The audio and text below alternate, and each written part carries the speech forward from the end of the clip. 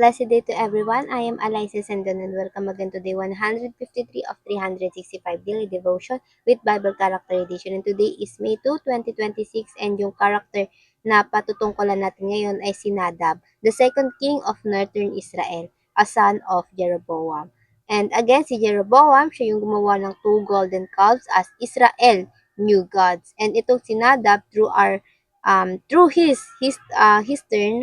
term, he did evil in the sight of the Lord. Sinundan niya lang yung ginawa ng kanyang ama. So, napakasama nung nagawa nila sa pag-lead dito nga sa mga bayan ng Israel. And for our scripture for today, ito ay mababasa natin sa 1 King chapter 15 verse 25 to 26. So, si Nadab, son of Jeroboam, became king of Israel in the second year of Asa, king of Judah, and he reigned over Israel 2 years. He did evil in the eyes of the Lord, following the ways of his father and committing the same sin his father had caused Israel to commit. And now para naman sa ating katuruan, mula dito sa ating talatang binasa or parang talata natin ngayong araw ay number 1, repeating past sin is a waste of life. Si Nadab, he reigned over Israel for 2 years because the Lord let him be killed by Baasha who succeeded him in throne. At hindi lang, his whole family also got killed to fulfill the judgment to Jeroboam. It is a waste of life because your life has no guarantee. The Lord won't support you in your evil ways, so parang mabubuhay ka lang through suffering, to face death instantly when you choose to live apart from the Lord. So para kasi kung tayo nabubuhay uh, apart from the Lord ay talaga tayo ay makakadanas ng paghihirap at puro suffering, challenges sa ating buhay. There's no peace. And pangalawa, unrepented sin becomes a continuing legacy. Dahil ang mga bata sumusunod lang sa mga nakakatanda, kaya kung ano yung nakikita sa atin bilang nakakatanda, ayun yung siyang ginagaya. This unrepented sin will continue unless we come to Christ and surrender it all. Because remember that there's no beyond redemption to Christ. Kahit gaano pa yan kabigat, kung isusuko mo yan, pipiliin mo na isurrender ito sa Panginoon ay talagang patatawarin tayo ng Panginoon at syempre, i-redeem tayo ng Diyos. And pangatlo, God's judgment is certain and precise. If there's no repentance, certainly God's judgment comes. Precisely in what He had decided. Hindi to nababali, hindi to yung negotiable na pwede natin pakiusapan yung Diyos na huwag na lang. So, kailangan talaga meron tayong repentance sa ating mga sarili para yung judgment ng Diyos ay hindi matuloy sa atin. Kaya nga maganda na maaga pa lang tayo ay nagsusurrender na sa Panginoon. And like what Ahijah said to Rehoboam, the Lord judgment says He will eliminate his household. Kasama ang kanyang pamilya ay aalisin siya or papatayin siya. So, dito nga sa 1 King chapter 15 verse 28 to 30 dito, Baasha killed Nadab. And sa 29, as soon as he began to reign, he killed Jeroboam's whole family. He did not leave Jeroboam anyone that breath, but destroyed them all, according to the word of the Lord given through his servant Ahijah the Shilonite. And para naman sa ating application, paano ba natin to or ano ba dapat yung i-apply natin sa ating mga buhay? Number 1, do not waste your life repeating the sin of others. Kung alam nating mali, wag na nating ituloy pa. Wag na nating isipin na nagawa nga nila, buhay pa sila, ay pwede naman din natin gawin.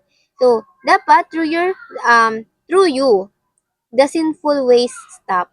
The abandonment of God stop. And the brokenness stop. Example, if you have a broken family, broken relationship, then it is your chance to make it whole again, to fix what is not good in the past through your own family or through your new relationship. Kung ano man yung nagawang mali ng magulang mo or nagawa mo in the past or nagagawang masama sa paningin ng Diyos ay ng pamilya mo, dapat do not waste your life repeating the same sin. Huwag mo nang ipagpatuloy pa at ah, hawaan pa yung iba, idamay pa yung iba. Live the life that God entrusted you. And pangalawa, identify the practices you should continue and those you should discontinue. Ask God for revelation and guidance to turn away from those sins in our hearts and break every cycle that dishonor Him. Always go to Him for strength kasi hindi naman natin ito magagawa ng sa sariling kaparaanan, sa sariling lakas lang natin. I-discernment to know what to continue and what to let go. Hingin natin yun sa Panginoon. Guard your heart from repeating the failures of those before us and continue living a life that pleases only Him. And pangatlo, shape your family culture toward godliness. It is God plan where you are right now. Your mission is in there.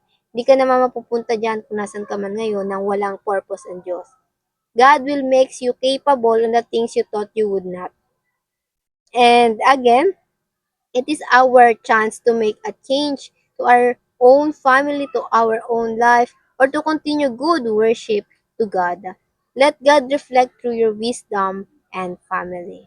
And ayun lang po for our teaching and application para naman sa ating reflection. What practices should you continue and discontinue in your family culture? And before we finally end, let's have a short closing prayer. And let's pray, everybody. Our Father in heaven, we glorify your name, Lord God, for this devotion, for this teaching and application, Lord God. Tinuturuan mo kami, Panginoon, sa inyong identity, Lord God, to how we can surrender ourselves, Lord God, and know you more deeply each day, Lord God. Lord, we ask you that you help us, Lord, na i-guard yung our hearts, Lord God, dahil, Panginoon, alam namin na kung sa sarili lang namin, Panginoon, ay hindi namin ito kakayanin.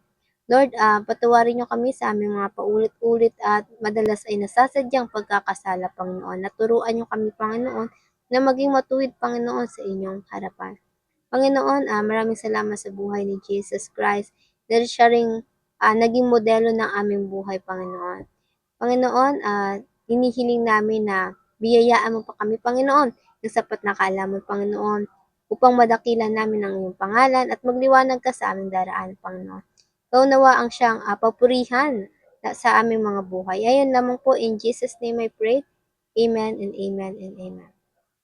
At ayun lang po, I hope marami tayong natutunan at patututunan pa. And I pray na sama-sama sana tayong lumago para sa Diyos. At ang Diyos nawa ang magbigay sa atin ng katagumpayan ngayong araw.